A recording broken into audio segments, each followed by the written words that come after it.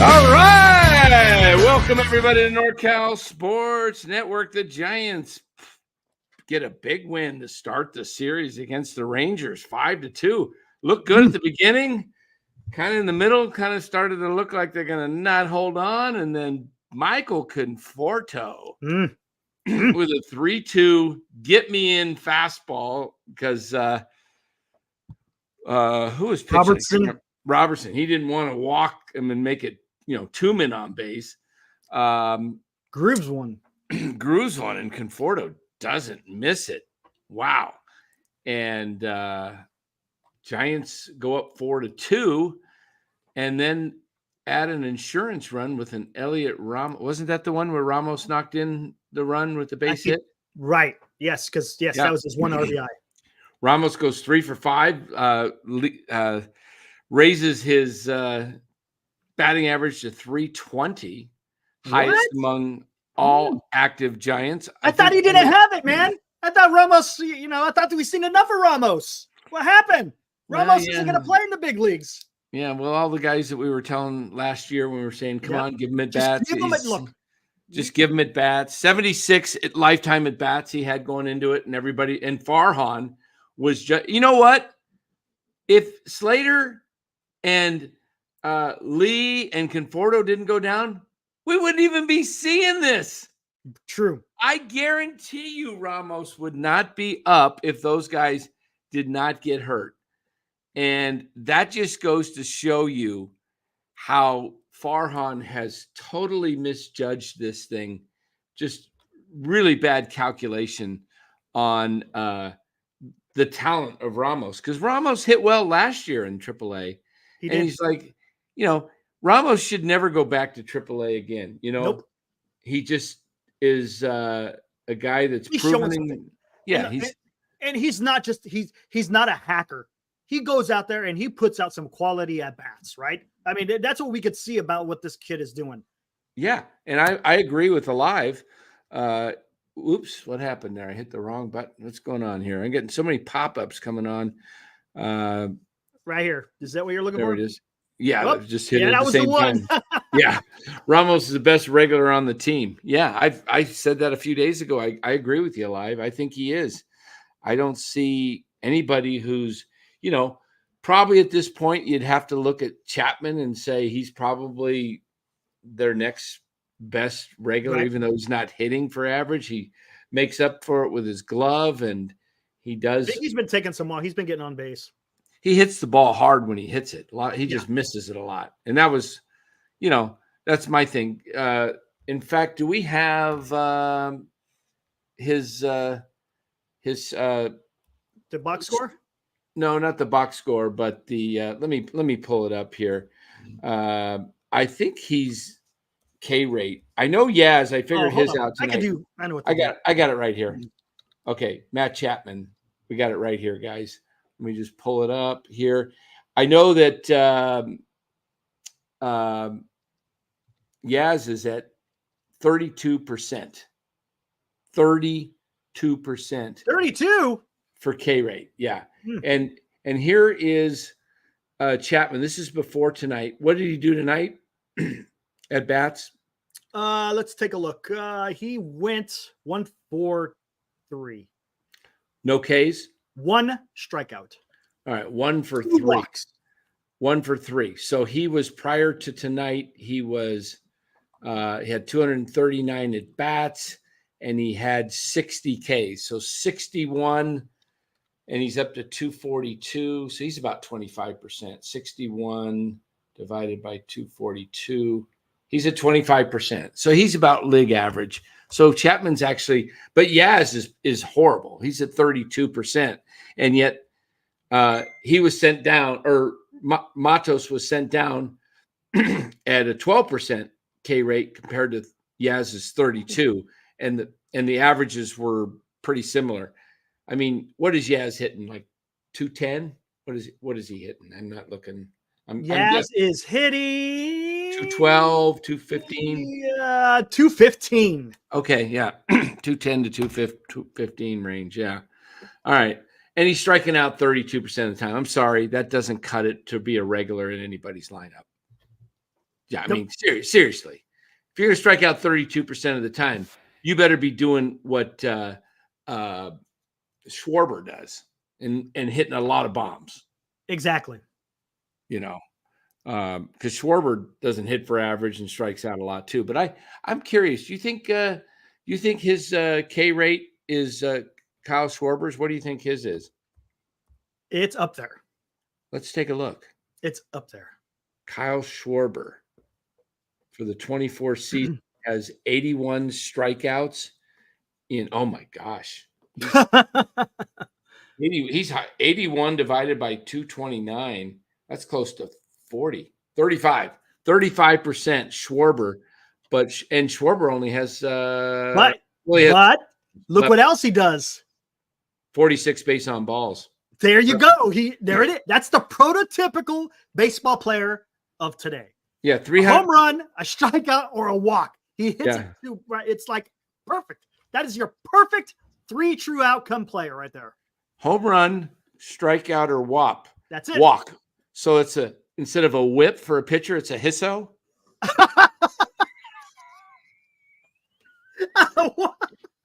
What's his hisso? What's his hisso? There you go, man. Another word created on NorCal Sports Network. We've got the prototypical hisso. Walk. Hey, Ryan. Real quick. I don't know, Dan, if you know this. I saw it in his comments. I'm sorry for your father's passing. I hope everything's working out for you there, Ryan.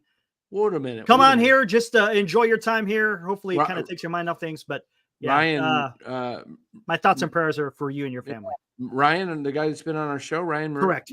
Yeah. Oh, shucks, man. So sorry, Ryan. Yeah, Ryan, he must have been pretty young because Ryan's a young guy. Yeah, I'm not sure. He didn't put the details. I'm not asking for details. I saw him put it in the comments. So I was like, I have to say something when I see him on here. So there we go. Oh, Ryan, really, really sorry for you, man. Our deepest condolences to you. That's never easy. No, it's not. I understand exactly. I lost my father at a young age as well. So I understand. Yeah. Wow. Yeah, I was 6 months old when my dad died. Never met him.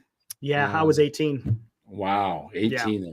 So yeah, my wife was 15. It's pretty crushing when you're about that age too, or any age, but yeah, when you know, yeah, gosh. Yeah, but come on here, enjoy your time here, man, and just take it easy, kind of take your mind off things. Yeah. All right. So a hisso, I like it. Prototypical. Kyle Schwarber is your hisso. Wait, we got to add more. There's got to be something more to that. It's Wisso. Wait, Wisso. Walk, hit, strikeout. Wisso. Ah, hisso. Homer. No, Homer. What is it? It's home run, strikeout, walk. Home run, strikeout, walk. But then we don't get the W in there. Nope. So we got to go Wisso. We could add the base on B. Let's see. We could go with the walk. That's the W. Wiss. Oh, the walk, home run. Home run. HB. Wait, WHSO. Walk, homer, and the strike out. Wisso. Wisso. Walk, home run. So no, Wiss. It's Wiss. And strikeout. It's just an acronym. Wisso. It's a walk, homer, or strikeout. What's the guy's Wisso? Let's see if we can. If NorCal Sports can get a stat and create for all the baseball geeks out there, a Wisso. We got a whip it Wisso. Whip it good. Oh, you know what go great. Here we go. What do we got? We can go with this. Wisso.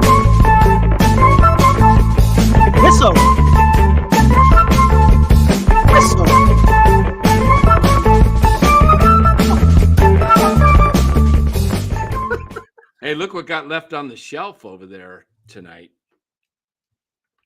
Was it a hat? Look at that. Sitting right there. Look at all the hats, guys. They're growing. I just put another order in. We got about 12 more coming. I have almost every team, and I left it down to I just clicked on the Marlins, and I was like the Marlins and the Rays and the Blue Jays. Now it's just down to the Blue Jays and the Rays. We'll have once it arrives, I'll have every National League, including the Montreal Expos, which is in the new order. Look at that. All right. You're getting there. Yeah, we gotta put a shelf right back up here. Exactly, man. That's gonna look awesome. And then we're gonna put the standings up there. Are you gonna have every team or just the top 3? I'm gonna have like each division. Each division, man. That's gonna be awesome. That's gonna be awesome. Real quick, I'm gonna show something. It doesn't here. Let me just show you.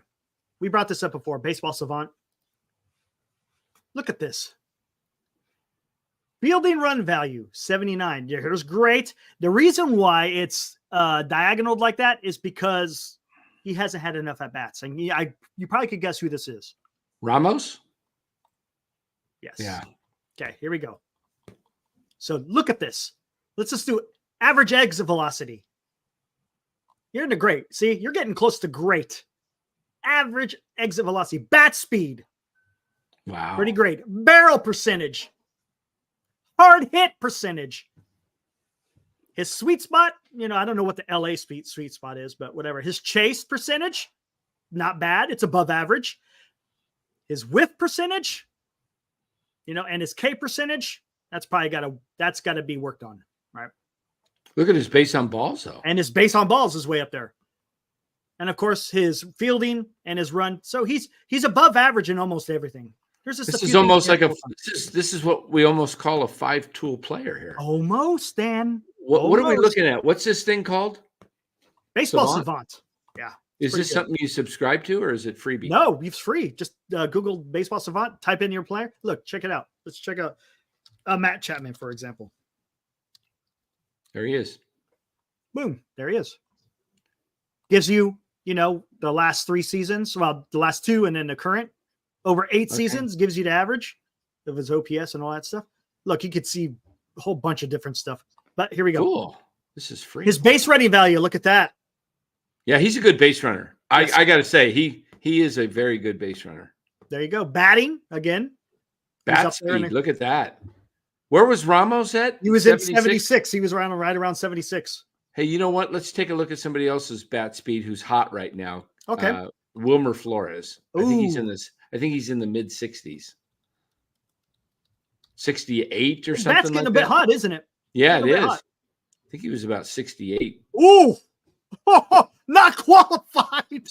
Oh, gosh. Oh, man. This is bad.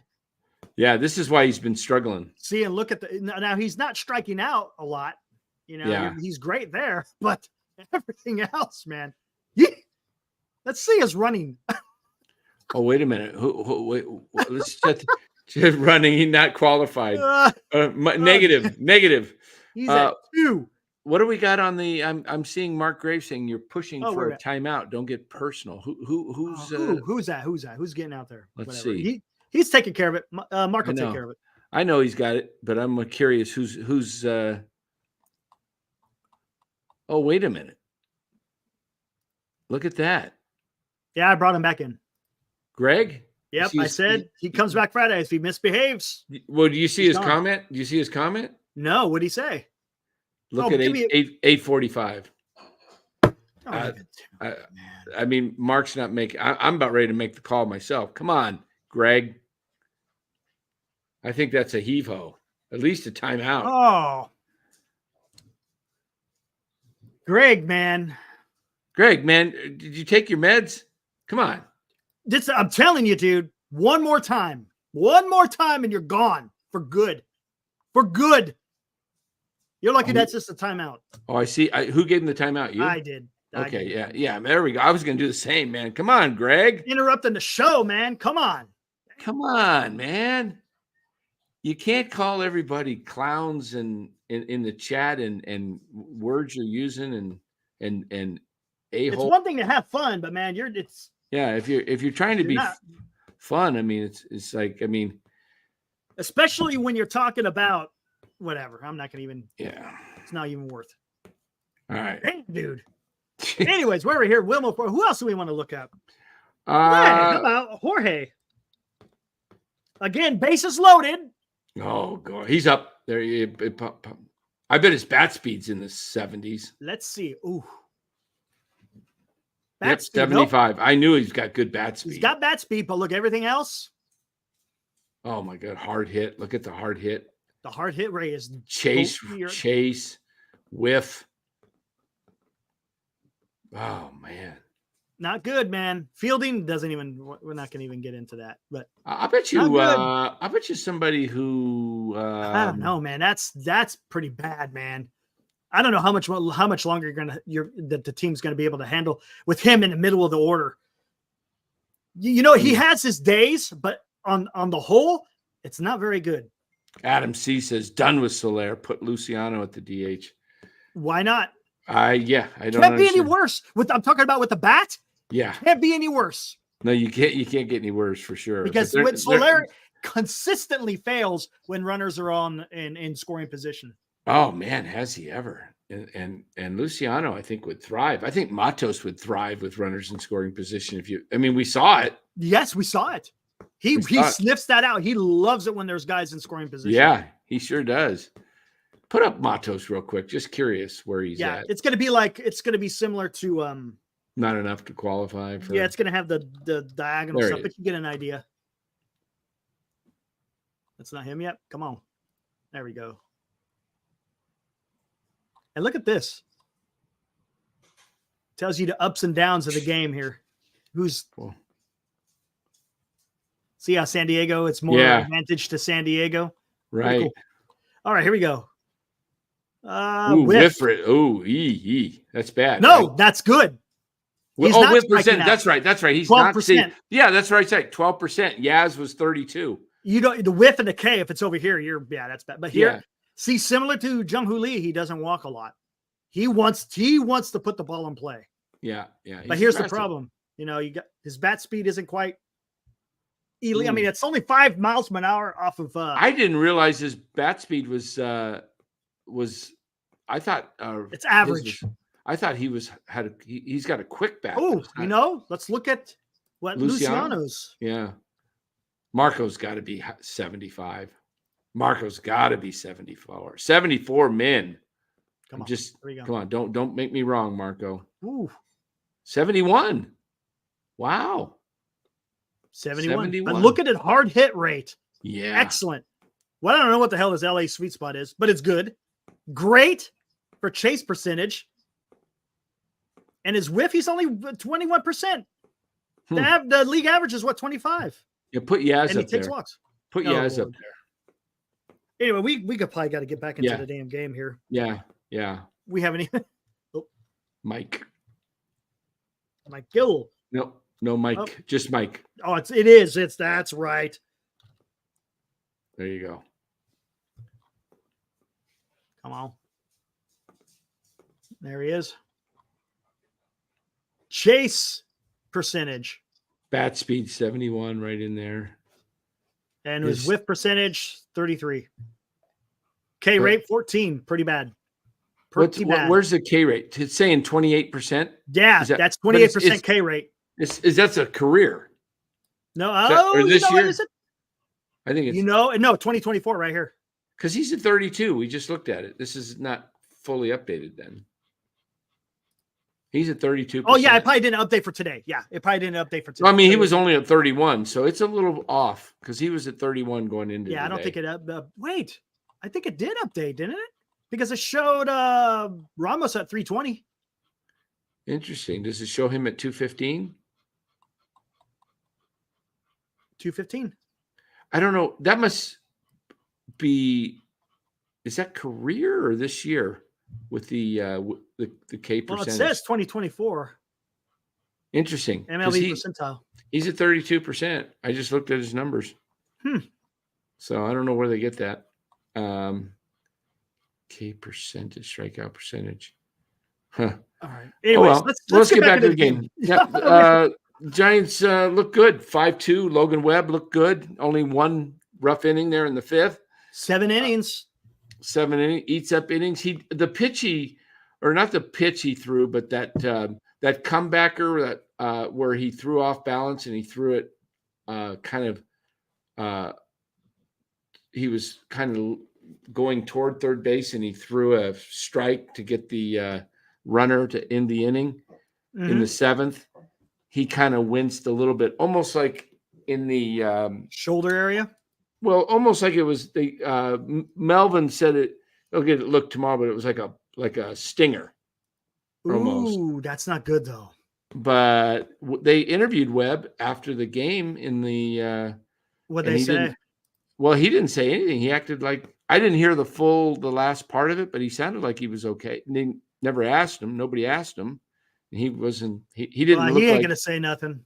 Yeah. Hopefully, it's not something where he misses a start. Let me. Man, I mean, he did what you wanted him to do. He goes out, gets 7 innings, only allowed 2 earned runs. Got a little bit weird there. What was that in the 4th inning? I think it was 4th or 5th. Got a little bit weird. But struck out 6. I mean, he did everything you want out of a starter, and the lineup was able to put runs on the board, which was nice. 2 solo shots by Wilmer. It was the 5th, and then you got Ramos with 3 hits. Look at that. Conforto's home run tonight would have been a home run. 29 or 30. Guess which park it would have not been a homer. Yeah. Yes. Right into Triple's alley. Yeah, exactly. Probably would have been a flyout. Yep. Man, I'm telling you, man, I would love to see just give me 10 feet shorter there. But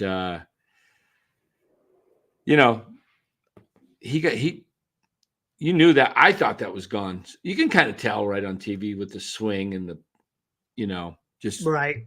Take it off when it's going. So in a huge game, Webb is a man. The Yankees was a pretty big game, wasn't it? How did he fare against the Yankees? Robert? They had to, but they needed this win. They did, because tomorrow and Sunday the pitching is very suspect. Yeah. Who's pitching tomorrow? They don't know. What did you call him? Johnny, what was it? Johnny Undecided? Johnny Undecided. Let's see. Have they even announced? Is it Johnny Undecided more like? Oh, no, I think it's going to be Win. They said that Win is supposed to come out here. Let me take a look here. Yes, Fosse, you are correct. Okay, tomorrow they still got Johnny Undecided against Andrew Heaney. Really? Oh, crap. Here we go again. You know who's going to be in center field? Who's going to be in center field? Oh, man. Center field and leading off. Put me in, Coach Austin Slater. I'm ready to not play. We know it. And Fitzgerald will be back at short. Or do you think they give Casey a shot? I don't know. I think Casey may be at shortstop. I think he will too, because they're not going to leave him out for like third or fourth game. The Luciano treatment? Yeah, come on. And you can't. You're not going to leave Conforto out. You know what I think they're going to do? What do you think?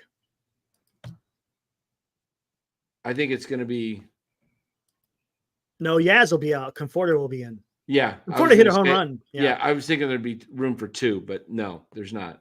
Yaz will be out. Steven Ortega, Eric, and Dan were making the playoffs. Who's we, Steven? I'm not making the playoffs this year, am I? Are you and I making the playoffs, Eric? Nope, we're not. Steven says all 3 of us are. Wow. What playoffs are we going to be in, Steven? The Giants are back. Come on, man. They're still 2 games under 500. Come on, man. Steven, don't get expectations. How do we get? I want to see him keep winning. I'm not saying that, but come on. Hey, they're lucky that Seager is out, because he's a big part of their lineup, and yes, he's out. But I can't see the Giants sweeping the series. Could they get one of the next 2? Yeah, But I do think the next two favor the Rangers because it's gonna be because what they got Heaney and Evaldi, right? I don't. I mean, who are the Giants pitching on Sunday? And we Probably don't even Howard. Probably Howard. Undecided. So I think it's going to be Wynn and Howard. I remember them. I read somewhere they were, and then Marty even alluded that he talked to Wynn, and they said he's probably going to pitch in the next rotation up. Yeah. Jeez. Do you want this ball spicy? Can't eat it. It's just a baseball. This dog wants to eat everything. You're a good girl. Oh, yeah, no doubt. No, yeah, we're giving him credit, Michael. Michael's yelling at us. Dan, you said the Rangers were going to sweep. I don't know if I said they were going to sweep. I think I said the Giants should get one of them the other day, didn't I? I think you said they might sweep. I think you said might sweep. But I said I think the Giants will get one. You might have. I think I did. I think it was before. Honestly, I think you said that before they won that last one in Arizona. I think after they, because you said I think I might have to change it to 9-game losing streak. Yeah, or 8. Yeah, I think I said they'd win Saturday originally. They'd go 8-game losing streak and then win Saturday. I thought Webb was pitching. Like I originally thought Webb was going to pitch Saturday because that was his scheduled day. So you thought they were going to lose that first? Okay. Yeah, and then they moved because they had the off day Thursday. When I said it. I wasn't looking at the schedule. I thought they would get one. I think they got their one. I do. I think they got the one they should have won, that they had to win. Now, can they get the next one of the next two? I'd be able to get to Heaney. Heaney isn't exactly. Haney's not that good, but neither are their right-handed bats. Yeah. Much. I mean, you never know who's going to. Ramos might take them deep. Yeah, you never know who's going to show up. But with Slater. I mean, Haney, like you said, he's not that great. He's not that great.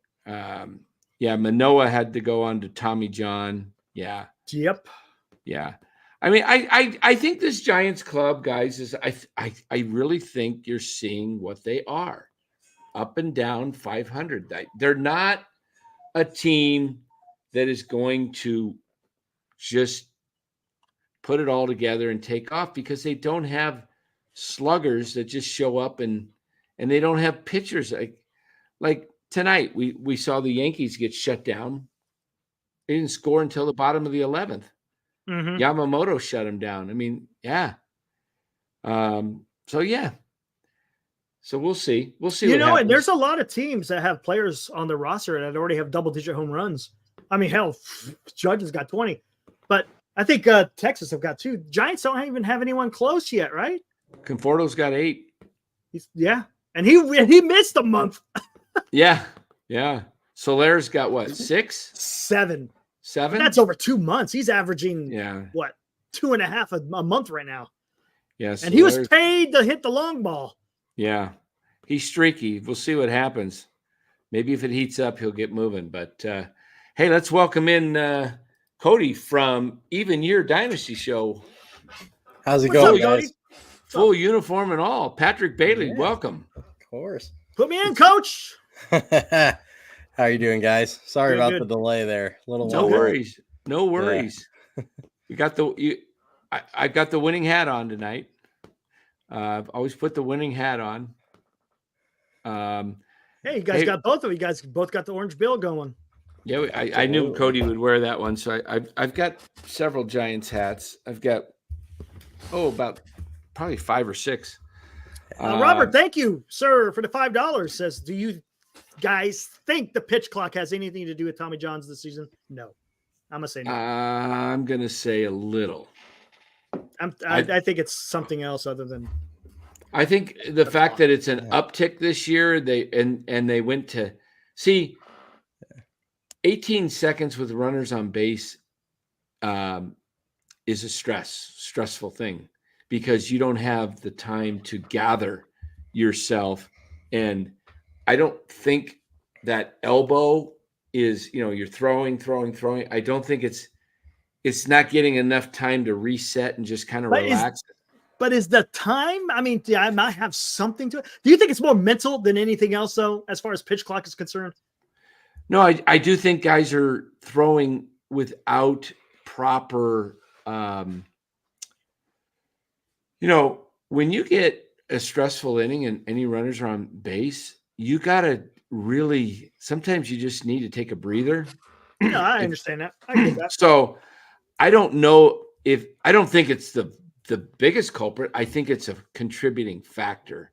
Fair enough. Because I think guys, when they're on base, you got to figure out ways to use your engagements more. And that's why I think you see guys throwing over to guys that are no threat to steal, but they're using their throws over there because they're just wanting to get a little bit more time, a little bit more before they throw up their 95 to 97 mile per hour pitch. I mean, it's not optimal, but if you really want to, you could just take a ball, right?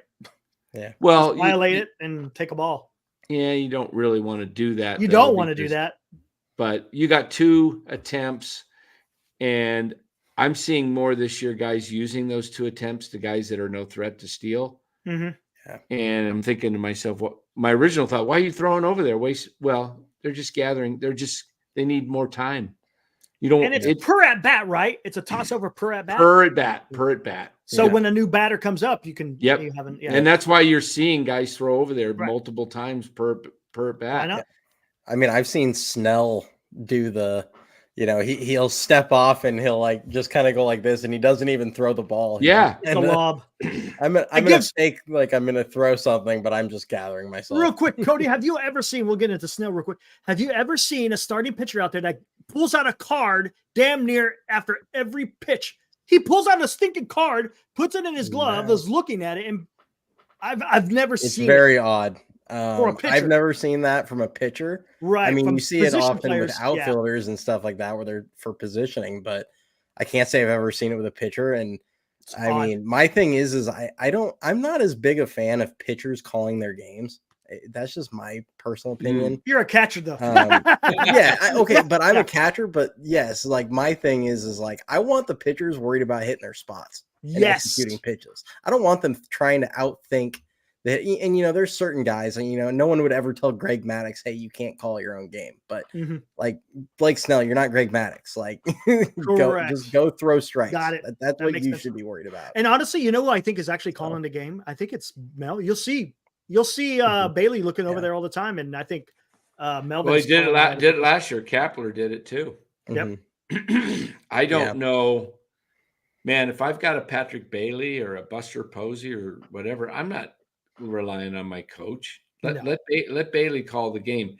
But they've got all these advanced analytics now with every different count and everything like that, and it's all computerized. Too much, man. Too much. And it's just okay, it's 2-1.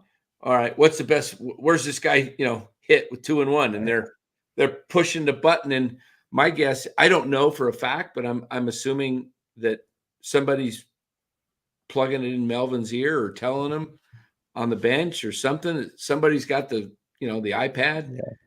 And it's just like you see a guy throw a pitch and he goes and chases 0-1. Now it's 0-1. Throws another pitch, chases 0-2. Just throw it until he figures it out, man. Right. I mean, there's less feel now. Yeah. Yeah. Yes. I mean, good. I like that. Less feel. Yeah. What I do, I kind of do it. It's like, and Eric will get this analogy in the middle of a ping pong match when you've got a guy and you're just hitting it to his backhand. And, all of a sudden you got in your mind when you're ready to slap one down the other side because set him up. You're setting him up. Why not? You got him out 0-2 and he's chased 2. Put one right under, inside. Now he's like, okay, now he doesn't know where it's coming. Now go back to that one that's outside and make some chase. Yep. There you go. Throw a purpose pitch that's just off the plate inside so he doesn't turn on it. Yeah. And then but that's the duel between the pitcher and the hitter, right? Yeah. Not a computer printout that comes out, punches out statistics. Don't get me wrong. Numbers are important in the game. I'm not going to say that it isn't. But when you're having a duel between pitcher and hitter, sometimes, things take a different twist. Maybe there's something wrong with the hitter. He's seeing something. Maybe he's got a hitch in his swing. Maybe he's late on something. Maybe he's not seeing the ball come out of his hand, whatever it may be, right?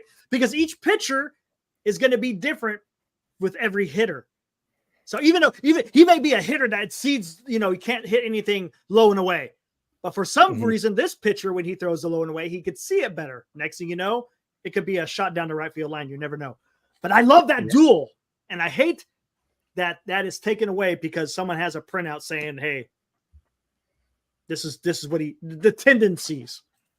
Yeah. I mean, and it's hard because, the hitters know their scouting reports. Like these guys have all been in the league typically long enough that they know what the scouting reports are on themselves. And sometimes they're going to come up with a plan, and they're going to come up with a plan to try and beat whatever scouting reports out there. So just pitching straight into the scouting report isn't going to work all the time. Not all the time. And, I brought up, it's less feel, and I'm going to use, it was the game against the Yankees. The last game of that series is a perfect example of this, where when they pulled Snell from the injury, Eric Miller comes in. It was 1-1 count on Verdugo. Eric Miller comes in and blows a fastball right by him where he was super late. Right. And he throws the slider, or it was off speed. I think it was a slider on the next pitch that he lays off. And then he tries to go back to another one that he ends up hanging out there for Verdugo. But I'm like, dude, you just threw a fastball right past him. He was so late on it. There you go. You showed him the off speed. Go back to the fastball. If he can't catch up, then, but it's he shot. You don't even have to go back to Nolan Ryan, Madison Bumgarner, Tim Lincecum. I mean, Logan Webb. They don't use cheat sheets, man. Come on. Yeah. That tells me either he's not doing his homework on the lineup, prior to the game. I mean, you should know. I mean, goodness, when you're going to pitch, who you're going to face for the most part. Yeah. Well, and the cheat sheets don't see how a guy's in the how he's in the box, standing in the box, how he's attacking the pitch. It's not going to show if he's late or not seeing something, like you were saying. It's not going to show if he's diving out. It's not showing whether or not it doesn't show any of that. Maybe his last couple of games, maybe he's whiffing at something. Yeah. Even though he may have like a 300 average, but maybe the last couple of games, hey, he's not seeing this. I mean, you got to do your homework. Yep. One thing I'd like to see change in Blake Snell is stop putting yourself into 3-2 counts. When you're got 1-2 pitch, stop trying to throw one in the dirt. You got good enough stuff. Keep it in the zone or just off the zone. But when you throw it so far out of the zone and you're constantly getting yourself in 3-2 counts, your pitch count just goes up. I mean, go after the guy. Start attacking people with your stuff. I mean, if they hit it, they hit it. But you're constantly going 3-2, and by the time it's the fourth inning, we know this is your last inning and going into the fifth, because you're at 80 pitches going into the fifth inning, if not higher. Mm-hmm. Yeah. And this is 4 swing and miss pitches in the zone. Exactly. I don't get it. Just throw the doggone ball and put it over the plate. I mean, you remember the Dodgers in the Dodgers, the World Series, they couldn't hit him. Mm-hmm. Yeah. And he wasn't, he was putting the ball. I mean, he was blowing it by him. He was getting him on the curve. He was getting him on the slider. Just come on. Thanks, Michael. $5. I was thinking the same thing earlier. Whose brilliant idea is it to bat Bailey in a 2 spot? Okay, I'll give you one guess. I give you one guess, Michael. I think you know the answer, but thank you for the $5 because that's low hanging fruit, man. That's like down Broadway. Come on. Yeah. Come on. The Giants lineup unfortunately is filled with like 5 through 7 hitters. They don't have. We all know whose brilliant idea was to put Bailey in a 2. That's the problem. When you have a lineup full of like 5, 6, or 7 hitters, somebody's gonna have to hit in spots that they're not supposed to. Yeah. I go, Michael, I do. But thank you for the dono, man. Appreciate it. The only guys that are, up in the order that deserve to be up in the order in this lineup are Ramos and Estrada. The rest of Estrada them should have been in the 2-hole. I don't understand why he's betting in the 8. was he in the 8 tonight? 8. He's betting 8. Yeah. He Wow. swings at everything, and that's really where I struggle with him. He's got good back control when it's in the zone, but Outside the zone, yeah. He's I mean, God, everybody was so hard on like Casey Schmidt, and Estrada's up there looking like Schmidt last season, where he swings at everything. Great point. I just well, tough. Dan, hey Dan, what we're gonna have Cody get into? You good? Is Cody good to go into the minor league? Yeah, absolutely. Okay. Go All ahead. right. You know what? I'm gonna go ahead and let you guys finish. I'm starting to get a little bit not woozy? feeling the greatest. Yeah, a little woozy. I had a little deal. I have a little gate for my dogs to keep them in, and this morning I was giving my dog. They took the gate down and was leaned up against the wall, and then was giving the dog the medicine, and she hit the gate with her body, and the gate tipped over and hit me on the side of the head, very gently. But I can get hit by a flea. It seems like I get a concussion right now. I've had so many that I got a minor concussion, and I'm starting to get a little nauseous on this show. So I'm just gonna bow out, and you guys handle it. We'll be back. You finish it up, Eric, and no we're coming back tomorrow. 1:00 start tomorrow. Still want to come on at 8 or 8:30?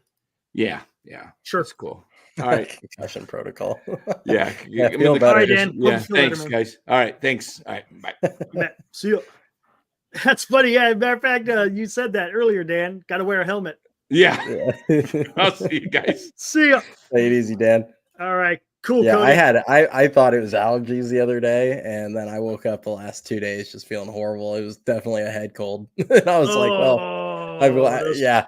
Wednesday when you guys texted me. The summer colds are the worst. Yesterday or Wednesday when you guys texted me, you're like, how about 9:30? I'm like, I'm not gonna even make it. I was asleep before that. Nice. Nice. Man. But yeah. All right, let's get into the minor league report that you did earlier today. Yeah. Or earlier this week, I should say. Yeah. I mean, so everyone keep in mind this is for last week. So these were the games from 5/27 to June 2nd was the last day of those. Unfortunately, if you are a position player, it was a rough week pretty much for across the board. There was some positives with the pitching, mainly guys like Mason Black put together he put together a nice outing. His second outing, the first one was kind of rough, but his second one, he went 4 innings of scoreless ball. Reggie Crawford had 2 scoreless outings. Now with Mason Black, how many pitches did he go? 64 in the first and 69 in the second. They still aren't stretching him out. Why? This is June, man. I don't get it. And they're gonna need help in the rotation. Yeah. They would have to me, he should at least be at like 80 to 85 pitches. Because there's other people in the system that are throwing 80 plus pitches. I've seen Hayden Birdsong has gone to like 84, 85 a few times. So interesting. My feelings on it. I don't agree with it, but it just seems to be their philosophy there. But so Black had a nice outing. Reggie Crawford pitched in 2 games, through 2.1 scoreless innings, only gave up 1 hit, 3 strikeouts. Landon Roop is battling an injury right now. I saw something about it. I forgot what it was. I feel like I might have seen something about his elbow, which is not good. But because that's a guy that's on the 40 man that they were trying to stretch out as a starter. So, kind of rough. Juan Sanchez had a good week in the pen as well in in Sacramento. So him and Reggie Crawford, both I could see being bullpen options later in the season. Okay. Neither is on the 40 man though. So they'll have to be some moves there. Yeah, they'd have to make a move. I mean, Luke Jackson's the easiest DFA candidate I've ever seen, but Yeah, exactly. Birdsong had a really good. He pitched in 2 outings. The first one was really good.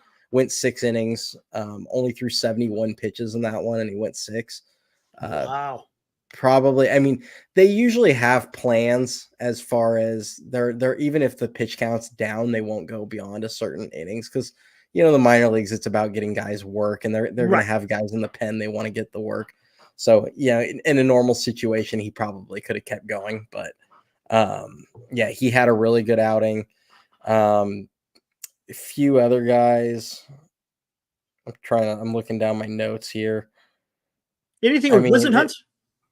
Wizenhunt, he had an okay outing. Went 5 innings, gave up 3 earned runs, threw 79 pitches. Today, I saw he went 5 2/3. Gave up only 1 earned run in the game today in Sacramento. Ooh, how many strikeouts did he have? Is he striking people out still? I didn't look too close yet last one, but he only had 3 strikeouts in the game last week. Ooh, wow. He's had some big totals though. He had one earlier this year where he had 10, I think. Yeah, he's a strikeout pitcher, right? Yeah, well, his changeup is a true 70 grade changeup. So, and because it's so good, sometimes that if your fastball plays off of that, you can throw it right by people because guys will start sitting. They'll start cheating on the changeup a little bit, and they'll fall behind the fastball. So, he had an okay outing last week, a much better one this week. But for him, it's just consistency. I mean, he is in the PCL is very hitter friendly. Lots of environments at elevation, lots of, smaller parks and everything. 5 strikeouts, 3 walks. Was that today? Yeah. Nice. Yeah. I didn't dive too deep. How many pitches did he throw today?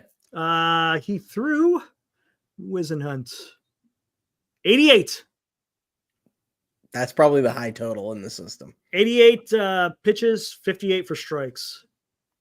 Okay, that's not bad. That's not bad. His command has been much better, and especially in AAA, it's the either the robo umps or the challenge system. So they are smaller zones, so that is something to keep in mind. And he'll benefit coming up to the big leagues, without having that. Yeah, absolutely. I mean, you see it with Harrison where his command's not ideal, but his walks per 9 and everything went down when he got to the majors because it is a bigger zone. Right. So, or typically, because most umpires have bigger zones than what you're going to get down there. Yeah, makes sense. There's some give and take with that. His just command needs to be better. When he throws strikes, his stuff is good enough that he'll get a lot of outs, but he gets himself into trouble where he starts falling behind a lot of hitters. I mean, it's kind of like what you see with Snell, where he's just constantly pitching from behind, and it's just not a way to be successful. Exactly. So, and I see Matos had 2 hits tonight, so that's good. Nice. Yeah. He was, I did like a brief check of the score before I was giving my daughter her bath. And did you see they got Bishop leading off? Yeah. They've been off Matos in a 2-hole. Yeah. I like that. I like that they're moving Matos down to 2. He's not a leadoff hitter. He's not a leadoff hitter. He's too aggressive to be in the leadoff spot. And if you notice, it correlated with his downfall, I think. Yeah. And I don't think it's 100% to blame. Like, he was swinging at everything, and yes, he was. That's a big problem. He's not taking a walk. Exactly. Yeah. But it's also when you put him in the leadoff spot where he's inherently aggressive, and then you're trying to, I just felt like he was overthinking things in the leadoff spot where he wants to, he wants to swing, but he feels like he has to take pitches, and he doesn't just go up there and do what's natural for him. And I don't think that's a way to have a guy be successful. Right. A guy like Ramos is much more, and I don't think Ramos should be a leadoff hitter either, but with what they have, he's the best leadoff hitter for now. Yeah. The problem is he's also one of their better RBI guys right now. So I know. So it's like I kind of want him down in the order a little bit, but on the flip side, well, who's going to get on base ahead of him? I know. Yeah, it's like who's going to get? That's the problem right there. If you had Wade. Yeah, when Wade's back, I'd rather Wade lead off. Exactly. And honestly, Ramos, if he keeps swinging like he is, I mean, I'd probably move him to 3. This is what you want to see from me. He's matured as a hitter. He's only 24 years old, guys. He is putting together totally different kid. And granted, remember Luciano and Matos, they're still fairly young. They're only 22. So they still got some room for improvement and still make an impact at a very young age. So yeah. Hey, let's get into the position players now. Are you saying not too good, huh? Yeah, it was an ugly week, but I'm going to make one comment on that. Oh, go for it. Everyone that is already like writing off guys. Like, I don't see as many people writing off Luis Matos, but no, I see a lot of people still that write off Marco Luciano. Think back to 2 years ago and how everybody was looking at Elliot Ramos when he was struggling in AAA. Same thing. Exactly. It's not linear. Like, the guys are going to struggle. They're going to go through their lumps. It takes time. Now, granted, that's the key. Ramos, I think, kind of is having his success almost in spite of how they treated him. You know, a lot of grit and out of that guy. But you gotta grind it. You have to, because soon as you let them. When I mean by them, it could be anything. It could be the organization. It could be a coach. It could be another player. If anything gets to them, and you don't overcome it, man, it's gonna be tough, man. Stuff isn't just handed to you. You got to go out there and grab it. And if you can't go out there and grab it and have that mental fortitude to be able to do that, because he has the skills, right? Yeah.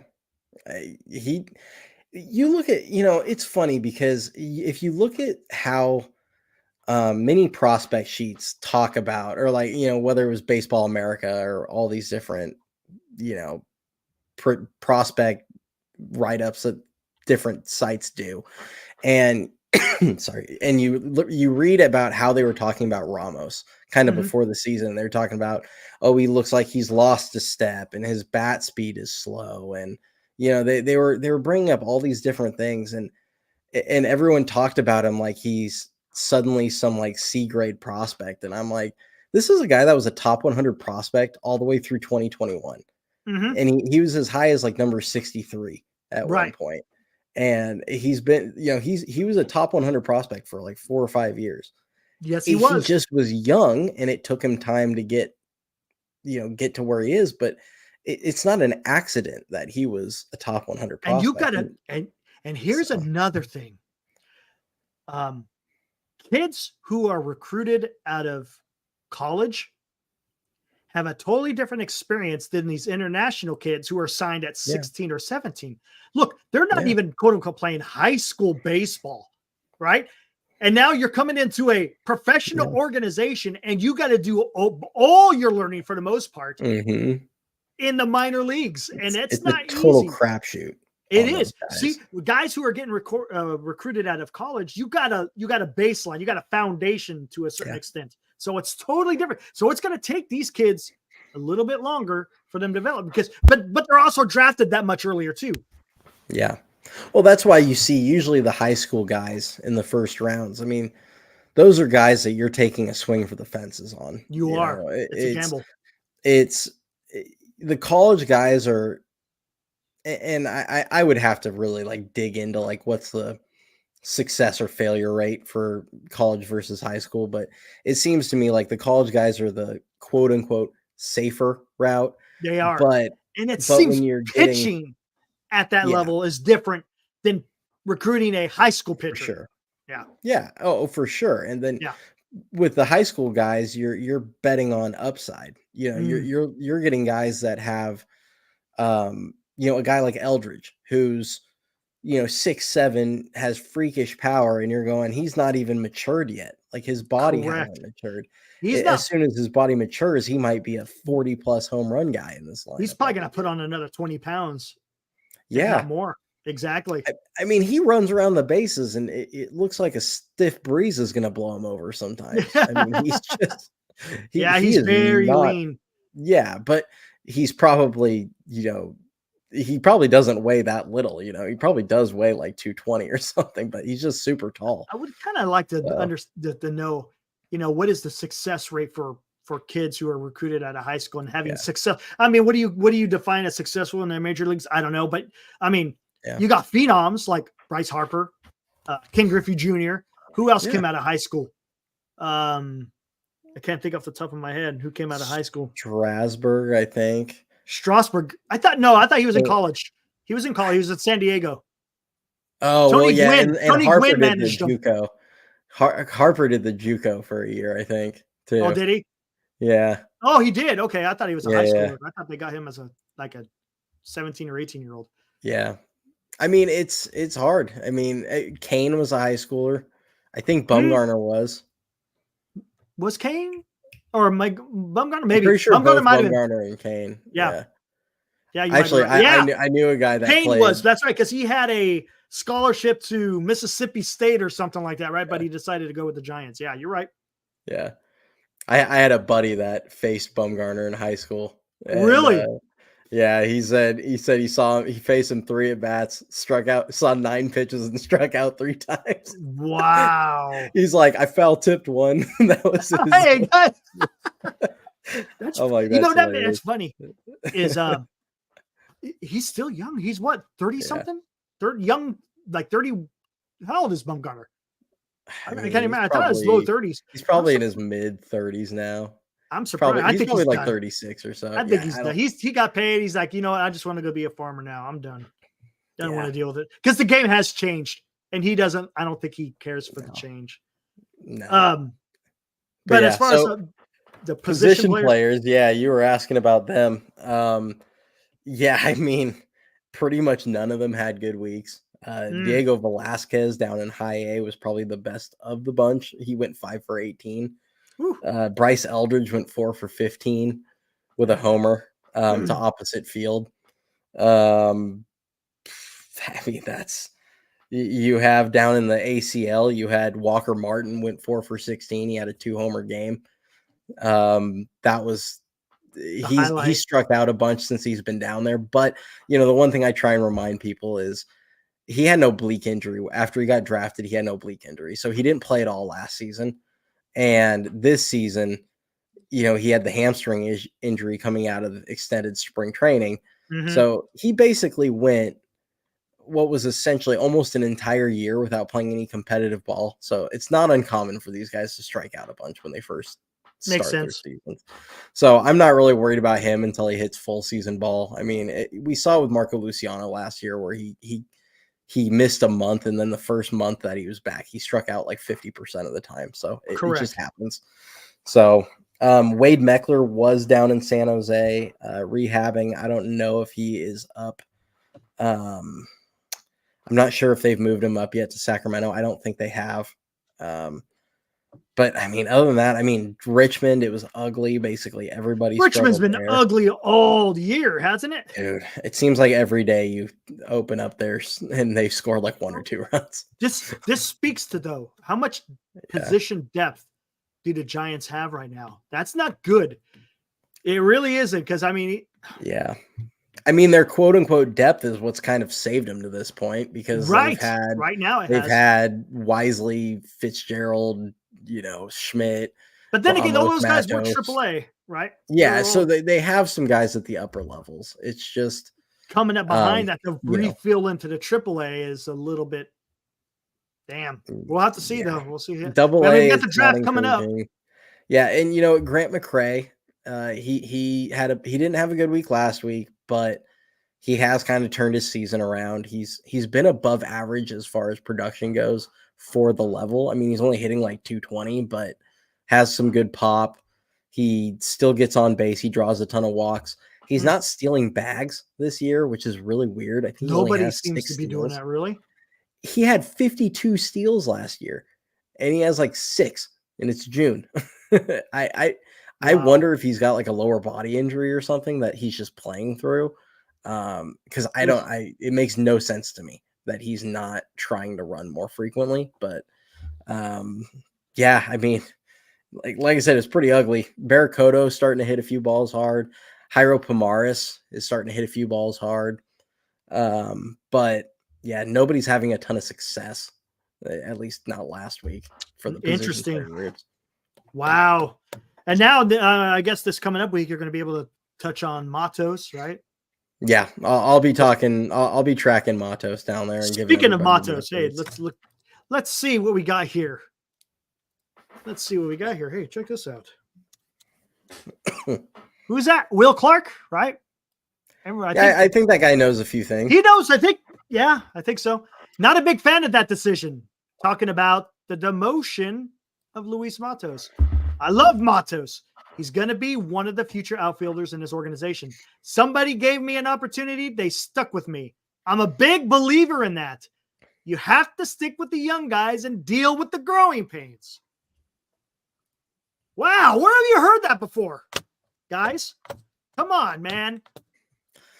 Come on. Look, we're not coming. I'm not sitting here trying to, pat ourselves on the back, but we're just saying that. I mean, you give them, it's just, for me, is it common sense that you understand that these are young players and they got to work through this kind of stuff. They have to. And I love what he said. Somebody gave me an opportunity and they stuck with me. That's it. And when and hopefully I'm hoping that Luis Matos is seeing what Will Clark is saying, because that should give him, hey, I see Will Clark. This guy is a freaking legend in Giants lore. And if he's talking about this to me, then, hey, you know what? I need to persevere. And that's the thing, I'm sure he was disappointed. I'm sure he didn't want to go back down to AAA, but I would hope that he understands, hey, you know what? Maybe I didn't perform like I should have in the opportunity that they gave me.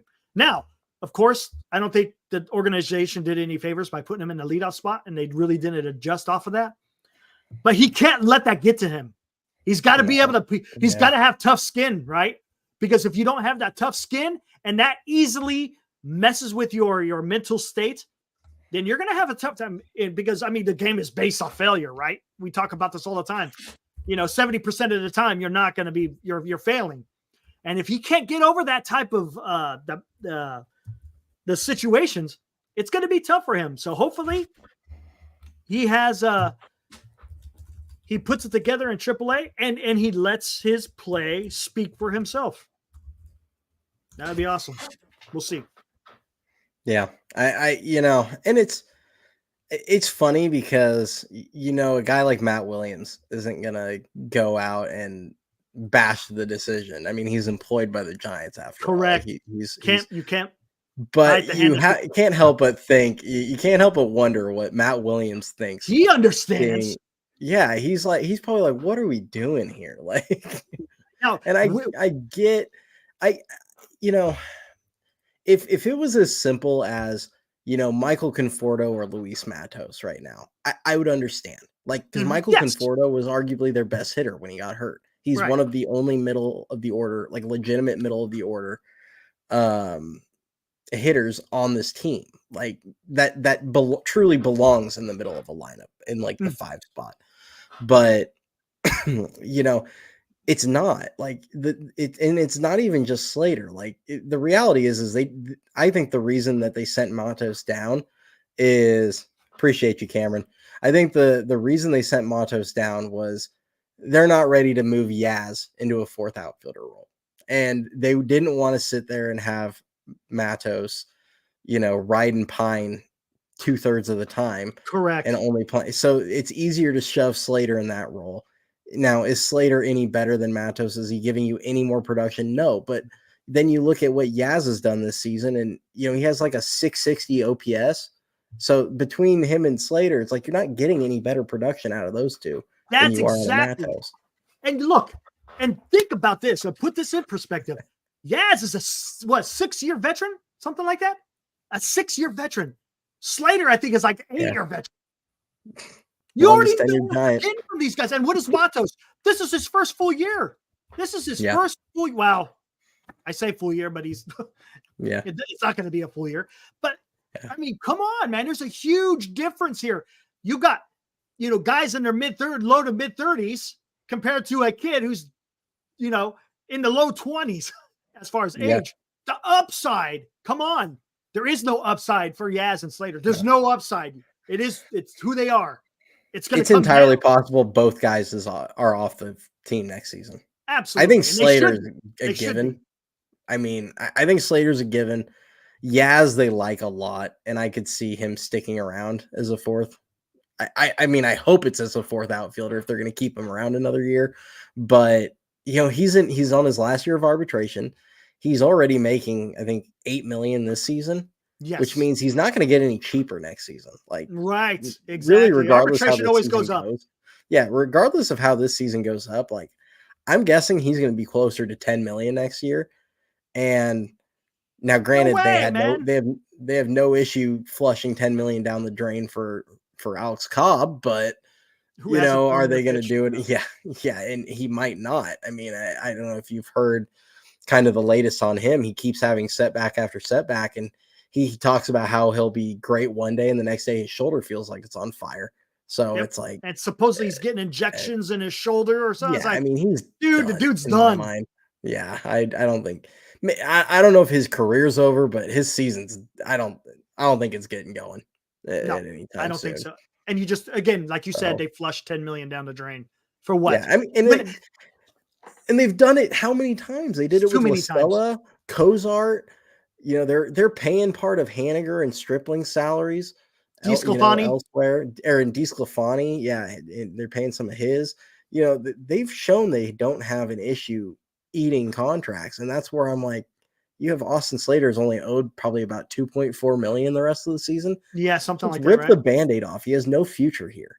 Exactly. The only thing you're doing, look, you already have a right-handed only hitter, in Flores. I mean, it's come on. I mean, granted, today he did good against a righty, so I mean, he's showing something. But I mean, come on, it's like having a half a player on your bench. Don't you want someone who's going to be able to contribute a little bit more? I mean, yeah. Gosh, man, I'm tired. I'm just tired of seeing it. I really am. I think we all are. And Will Clark is talking about, and what I was going to get to is Matt Williams. Now, Will Clark has had success ever since he got called up. He just had the talent, right from the get go. Yes, they did give him an opportunity, no doubt about it. But Matt Williams, he had to earn being able to stay up because they could have easily let him go with the type of seasons that he was having. Granted, he didn't play all full seasons in those first 3 years. But they could have easily said, he doesn't have what it takes. We're just. He'd have gotten shipped off for peanuts by far. Absolutely. If Farhan ran the team back then, yep, he'd gotten shipped off for absolutely nothing. And Ramos honestly felt like he was trending that way. Mm-hmm. It felt like he was going to end up in a situation similar to Bart, where they basically gave him away because he ran out of options. And there were so many people out there saying, Ramos, he just doesn't have it. He's a 4A player. He can't play at the big leagues. Oh, he's had his opportunities. He hasn't had opportunities other than this year. This is his first. This is his first legitimate run, and look what he's doing with it. Look what he's doing with it. He was top. Going into today, the talk everywhere has been he's like top 5 in WAR for outfielders in the National League. Yep, and he played for a month. There was a stat because I was watching a Texas broadcast. And he went 3 for 5 today. So he might even be higher on that list now. I mean, goodness gracious. The kid is fantastic. He keeps it up for another week or another month. If he does this for another month, he very well might actually have a legitimate shot at being an all-star. All-star. Like that's insane to me. That is. Absolutely. And I hope he does. I want to see him succeed. There's something, pleasing about if a guy like Elliot Ramos, who got written off by a bunch of fans, got written off by a bunch of Giants writers, by a bunch of scouts, bunch of, even people within the organization, it felt like if he's the guy that breaks the homegrown outfielder all-star streak, I mean, I don't know how anybody could root against that, but there'd be something very pleasing about that if he was the guy to do it. Exactly. Stop hanging your Giants fans who want to hang their hat on Yaz and Slater. Get the hell out of here. You don't even know I don't even want to hear what you have to say. Get out of here. And we're stuck with him right now, and I'm not going to sit here and I'm not rooting against anyone. I mean, I still I hear you. If we're stuck with Slater, like I hope he finds a way to at least hit lefties like he's paid to do. But I mean, it's been a year almost. I mean, he hasn't been productive since June of 2023. So, I mean, it's been almost a year since the last time Slater was actually a useful piece. Exactly. So, and, speaking about hanging hats on players, again, there's a lot of people I see out there in Twitterverse, sometimes here in the chat, Wait till Cobb and Ray come back. Wait till Cobb and Ray get back. Okay, here we go. Cobb, forget. I'm writing him off. I said that from the very beginning of the season. No. I'm not relying on Cobb. The guy was 35 years old. He's coming off a hip surgery. He's having shoulder issues now. And the reason why he may be, and it's possible, this is all speculation, is because he changed his motion because of that hip. You're not, when you have a hip surgery, sometimes your motion, and soon as you tweak your motion just a little bit, and you can start compensating. A perfect example, Smokey Joe Wood. Yeah, I'm going back in time. The guy, he hurt his thumb, right? He hurt his thumb. And then he started pitching different. And the guy used to throw gas. And because of that thumb injury, and he was throwing differently, it blew up his shoulder. And you know what? He wound up becoming an outfielder because he couldn't pitch it. He loved baseball so much, he still wanted to play. So not only was he a successful pitcher, he actually did okay in the outfield. You know, we're talking like 1920s, somewhere around there. No, actually before, maybe like 1910s, 1920s. But it just shows you mess up that your motion any bit when you're used to throwing a certain way, other things start breaking down. And on Ray, he's starting to throw in the. He actually threw a rehab outing in ACL. He threw in the ACL. He threw an inning, scoreless inning, 3 up, 3 down, 3 strikeouts. So, but I mean, it's still live hitters. It is. But Snell did the same thing in San Jose. He did the same thing in Sacramento. Yeah. Let's see what happens when he gets. Again, I'm not going to still hang my look. He might be a good bullpen piece. Yeah. During the when it gets later, I think he might be a bulk guy that can eat up 4 innings, something like that. Because look, he's coming off Tommy John, and next year I will expect better things from him. I will. Yeah. But this is what I'm talking about. Now tomorrow we're going. I'm talking about hanging hats on pitchers that may not be able to contribute, and I think the Giants are going to have an issue getting later into the season with starting pitching, maybe even bullpen pitching as well. Tomorrow you got probably Wynn going. What do you think? I mean, do you think he's had elbow issues consistently? His last 4 starts were kind of dookie, to be nice. Yeah, I mean, do you expect? I wouldn't be shocked, honestly, actually, if they end up throwing Howard or piggybacking him. I'm not sure when he last pitched. Was it? I'm trying to think. He pitched in Arizona, right? Maybe it wouldn't be Howard. It probably wouldn't be Howard then. I think he might have thrown in Arizona. No. I thought Howard. Yeah, Howard. I think Arizona? Maybe he did. Yeah, if Wynn is ready, but I think the elbow injuries are a major concern for him. I mean, this is a guy that has already had Tommy John since being in the Giants system. Mm-hmm. He got scratched about mid-season last season with elbow, soreness and forearm tightness, which is usually related to the elbow. And then this season, he's gotten scratched with elbow injuries. So it's, it's, how do you count on this guy to not blow his arm out soon with how many times he's going on the injured list with elbow problems? So it's tough. Mike said, go ahead. Oh, I was just going to say kind of what Mike's saying. Like, I think Ray is a better bet at this point to be some sort of contributing factor than Cobb.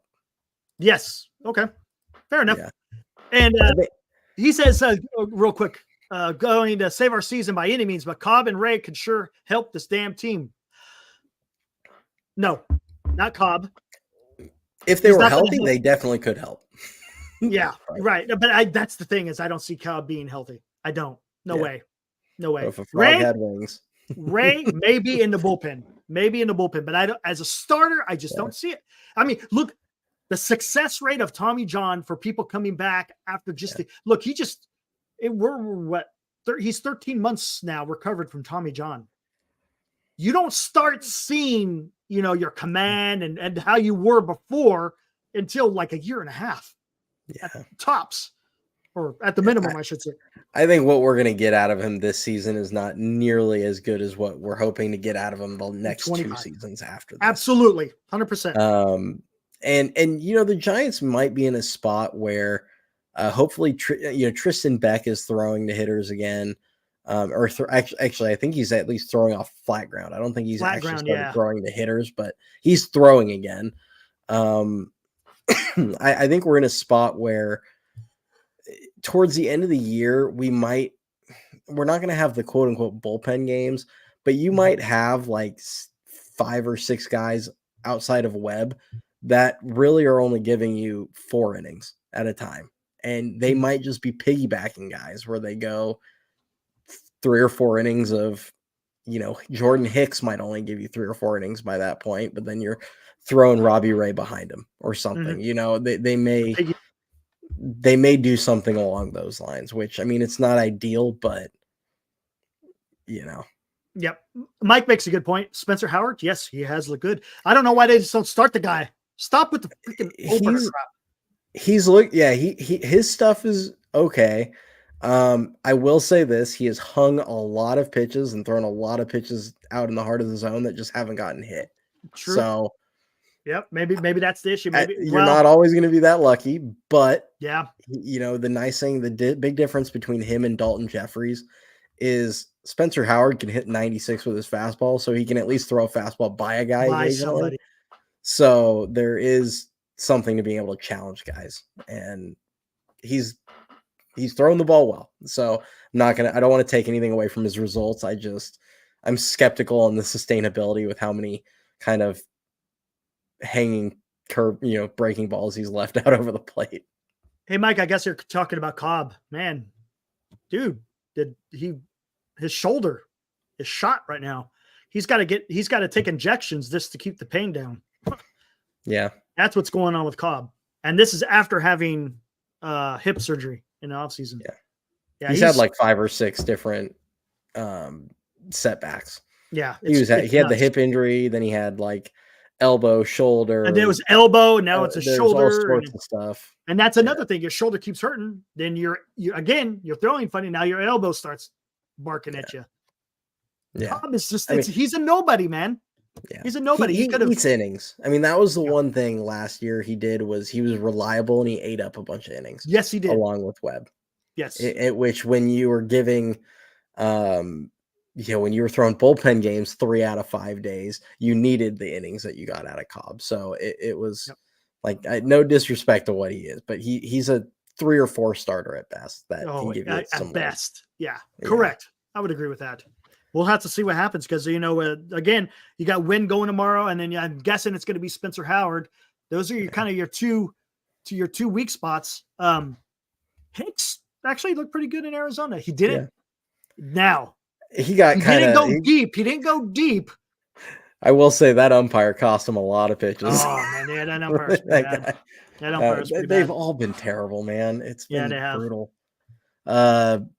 Alive asked, what 3 prospects would I not trade? If I had to pick 3 guys that are actual prospects, I'm not going to choose anybody that's actually up with the big league club right now. I think Eldridge is the one that I would absolutely not. Yeah. I mean, he's the one guy that I definitely would not trade. And I will say this. I mean, no prospect is untouchable to me. But if I'm going to move a guy like him, like I want a controllable superstar coming back. Like I'm trading him for Julio Rodriguez. There you go. Like that's that's the bar. He's the main he's the main piece in a huge package that would go for a guy like that. Like it's not obviously 1-for-1 there, but like I've watched a lot of minor league ball. I've watched a lot of players where I have hopes on whether or not they can be good. Bryce Eldridge is one of the few guys that I've watched where I'm like, this guy's going to be a stud and he's going to be really, really good. And I think he's the best offensive prospect they've had since Posey. I really do. Mm-hmm. So that's just my opinion on Eldridge. Aside from him, there's really no untouchables after that, right? Yeah, I don't think there's really any untouchables.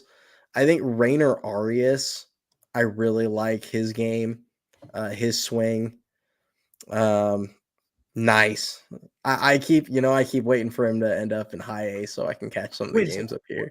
Are you going to San Jose or where's he playing? Or is he playing in Stockton? Yeah, I think they might be in they're in Stockton. this week. No kidding. Hey, Senior, you're going to Stockton tomorrow?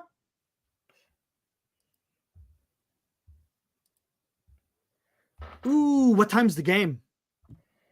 Tomorrow they are 7:05. Ooh, man. And 2:00 on Sunday. But yeah, he's the Man, one. I may have to try to make that one. He's Stockton's the one only like 30 minutes untouchable for me. Yeah, and then I like Rainer Arias and I like Walker Martin a lot, but none of them are untouchable to me. If they do sign that Gonzalez kid, the Joshua Gonzalez. Oh, yeah. Gotcha. That might be a guy that I would be giving quite a bit of time before I would be making any kind of decision like that. I mean, if you have the chance to get the number 1 international prospect, I think that's a guy you at least try and see. But yeah, I mean, Eldridge is my only untouchable, like truly. Yeah, that's all exactly. I agree. 100% agree with that one. What was I going to just talk about? I just totally lost my damn train of thought because we were talking about the Eldridge stuff. What's going on with Harrison? Did What's going on you with hear- Harrison? Wait, what's going on? Go ahead. Sorry, I was just reading Mike's comment. Oh, Harrison. Yeah, he just has command issues. But did you hear? He needs a different movement on his slider too. Yeah, something that bites. Yeah, his changeup's been nice. His changeup has been nice. I like that he actually has a second pitch now that's pretty reliable, but his slider, that slurvy, that slurve that he's throwing is not fooling anybody. He needs he needs a sharper slider. And I thought this whole time, I thought Webb was only a changeup guy. I did not realize he had a splitter. I did not realize he had a damn splitter. I can't say I really realized that either. Yeah, you're right. I saw it today and I was like, he throws a split figure. I thought he threw a traditional circle change, I didn't think he threw a damn split. Interesting. But did you hear Morrissey on KMBR the other day? Who was it on? He was on with Papa and Lund. Who jumped on? I didn't hear. John Paul Morrissey, JP Morrissey. Oh no, I did not. He doesn't think the Giants are making the playoffs. He doesn't think he's making it. He thinks the Giants will be sellers and not buyers. I've said in the past, and it's not always the most popular opinion, but I've said in the past that I think it would be probably in their best interest for the future of the team to strategically sell, we'll call it. There are certain guys that you could sell that it would be tough on the team for this season, but a guy like Camilo Doval, for instance, where yes, you would not have ideally a closer really that's set right now, but you got Crawford, you got Rodriguez. Yeah, you have some guys that could kind of fill the role for now, but it would be a move that I only make it if a team like Baltimore is willing to give up like a Kobe Mayo or something like that. A guy that's like a top 25 prospect. Yep. I'm not just selling him for nothing. Like that's exactly. I hope people realize. Like I'm not just saying just dump everybody, but if Baltimore calls and they say like if they're because Kobe Mayo I think is their number 3 prospect. Yeah, right I think now. so. Yep.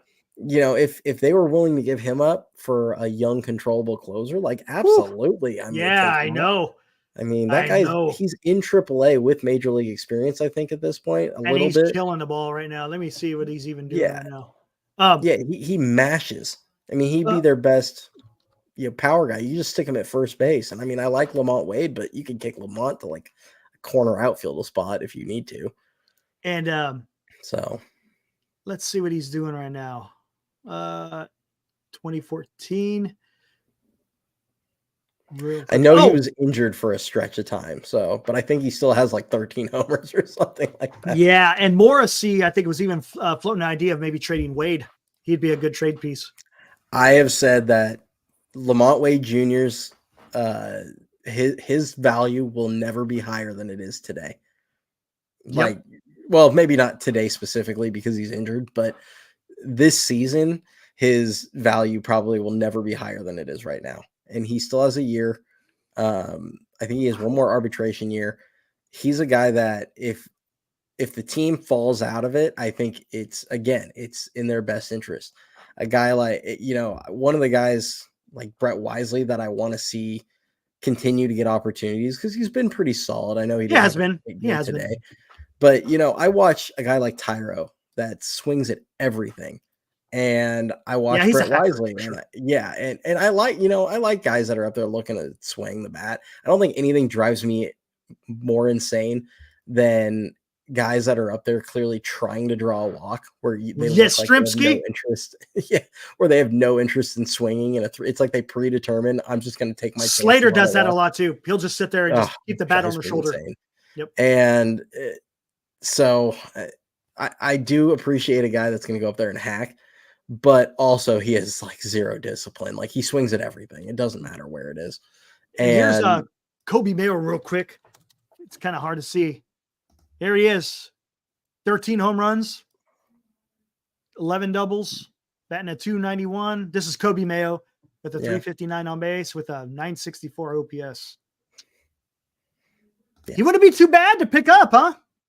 No, I that's why I say I'm like if problem if you can get a is, guy like that, where do you play? He's a third baseman, so he's played first as well.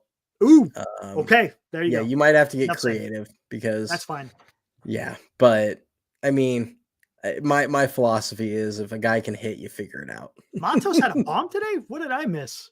When I looked at it, he was 2 for 4 with no RBIs. Did he hit a late one? Maybe. Let me find out here. I haven't been able to check too much of the scoreboard on those because today. No, not today. No RBIs today. Matos 2 for 4. That's today, I think, right? Yeah. He had an RBI single. Looks Who did? like Matos. Then what the hell am I looking at? Friday. Wait, no, Friday, June 7th. What? Yeah. Was it guy scored on an error. Yeah. He singled and then a guy made an error. And, that's what it is. Okay. Okay. Sorry. I saw the scoring play and I thought Senior and you are all got me confused. I'm like, what am I looking at? Yeah. Harold Ramirez, that was just DFA Cody from Ross the Rays. in the house. Who's Cody Ross? Where were you talking about? Cody Ross is in the house. He's probably referring to me. Oh, yeah. Gotcha. Dandini Montefusco.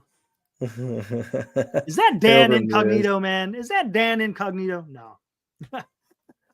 Yeah, I mean, Harold Ramirez would be a total Farhan move. Like, honestly. Who? Oh, Harold Ramirez. Ugh.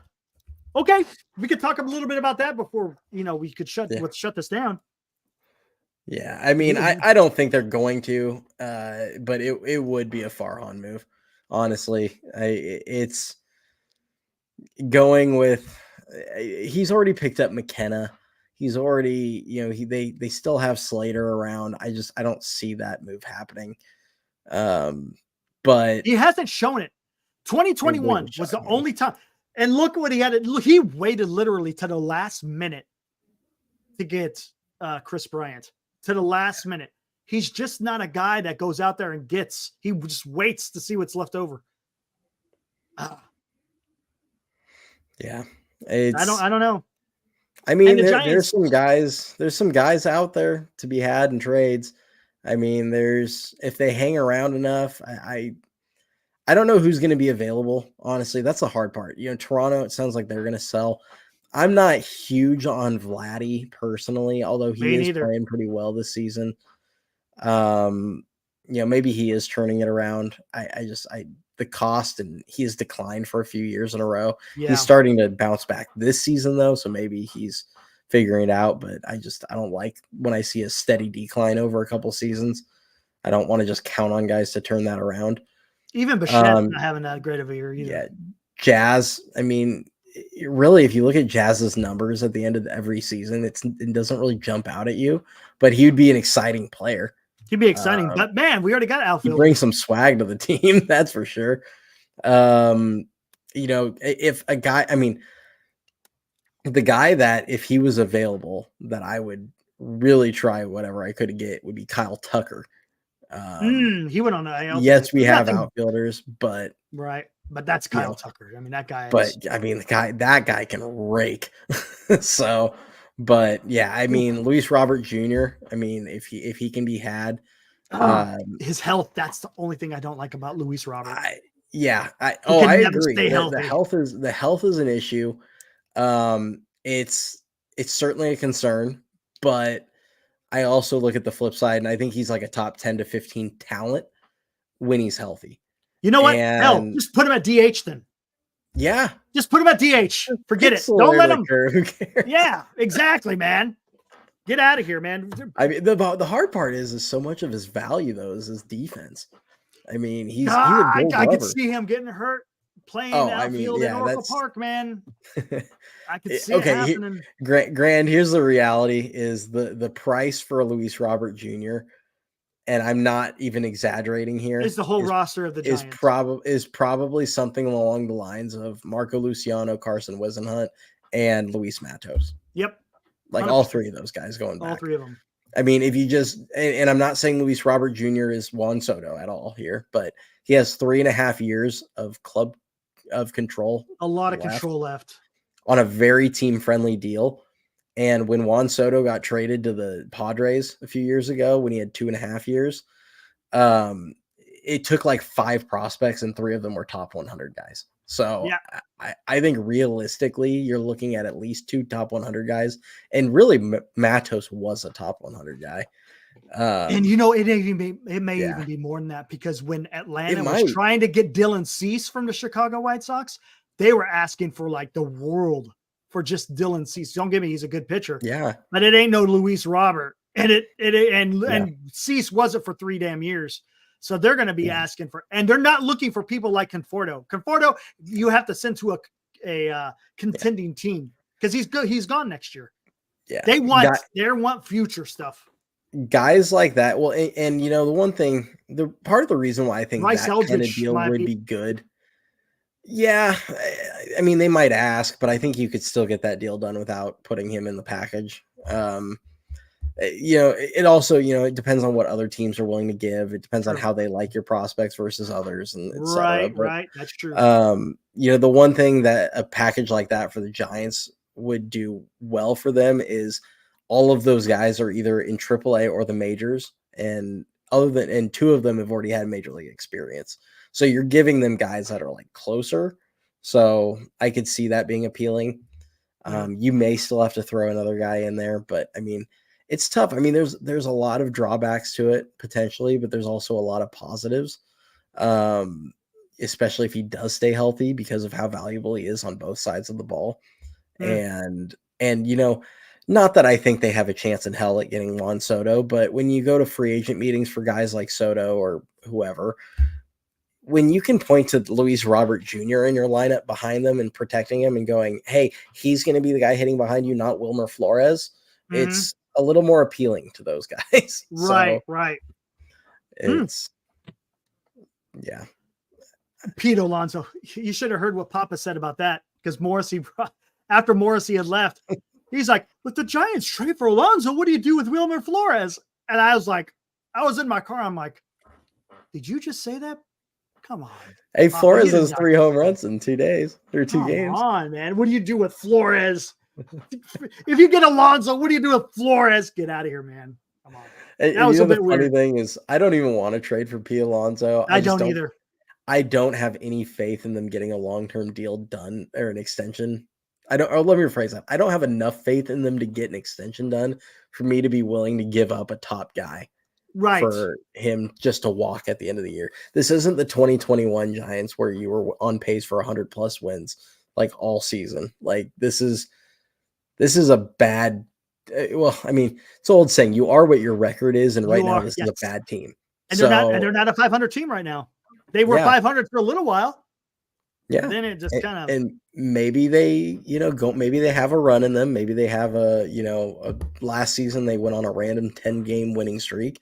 Maybe they have something like that in them where all of a sudden we blink and they're 7 games over 500. But, right now it's still a bad, they are what their record is, and it's not pretty. at the moment. So, and here's the issue that I have right here, guys. This is Luis Robert. 2020, not going to count. 2021, 68 games. 2022, 98 games. Last year, 145. Not bad. This year, so far, 10 games. Yeah. That's the risk. That's the risk. Yeah. And look what he did last year. He had 172 strikeouts, only 30 walks. Oh, yeah. But he had 38 home runs, too. Yeah. Oh, he's a total outhouse or castle hitter. I mean, this is what I don't like is the availability. Yeah, he'd be the second guy on my list that I personally like Kyle Tucker more. If you can get him. I just don't know if the Astros are willing to move him. They're off to not a great start, but I'm skeptical on whether or not they'd actually move him. I do like that Kyle Tucker is under contract for another season though, beyond this season. Mm-hmm. So if the Giants are kind of in the race, I could see them trying to get him, and then having him next season too might help, and then maybe you can get an extension done.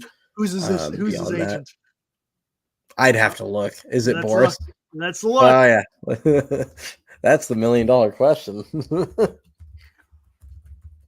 Let's see. Let's see what we find. Sports Track. Who's Sports Track? I don't think that's wait, no. Never mind. That's the website. Yeah. Who is it? Come on. I know it's not popping up for. It's got to be out there somewhere.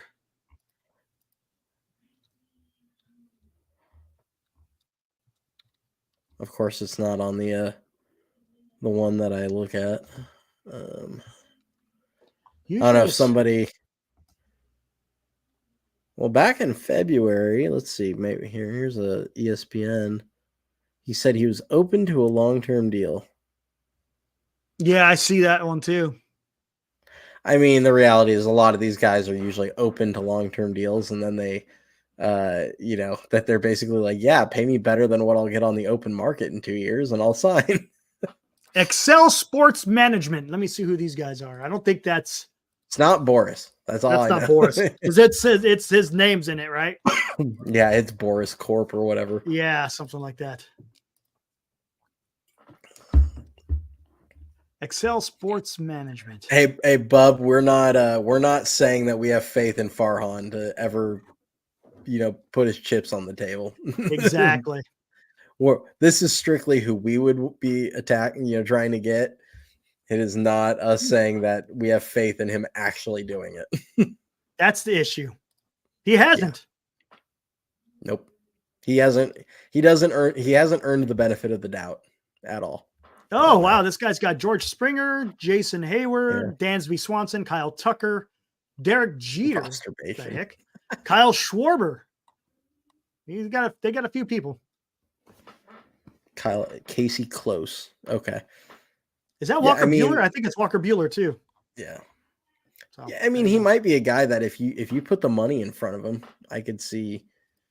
Yeah, most players, if you put the money in front of them, like actual, and not try and like get yourself a deal out of it, they'll sign. I mean, there's contrary to what everyone thinks, like there are players that will take the money from the Giants. Like Carlos Correa tried to take the money from the Giants.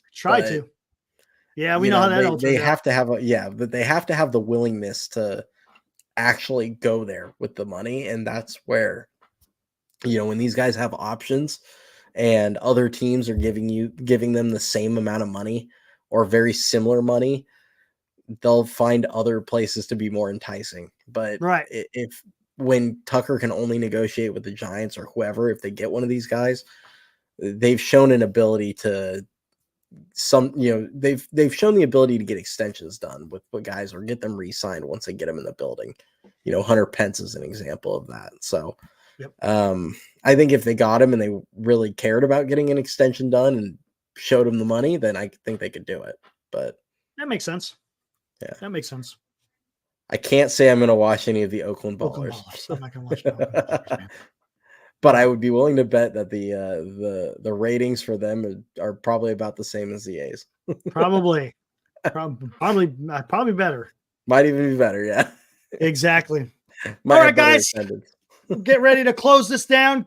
Cody, thanks for joining, man. Appreciate all the information you bring on the minor league report, and then also, talking just the big club as well. It's always fun to figure out what's going to happen. Do you think they win this series against Texas? Well, Man, I mean, they got the first game, so I think they could beat Haney. Now, Evaldi, I don't know. We'll see. We'll see how that works out. Evaldi's always been kind of inconsistent. Yeah, he has. I will say this. I think Evaldi will be tough if they actually win tomorrow. Okay, that makes sense because then he's going to bear down. Yeah, I mean, there's a lot of these big, we call them big game pitchers. They also pride themselves on being stoppers. Yes, so that makes sense.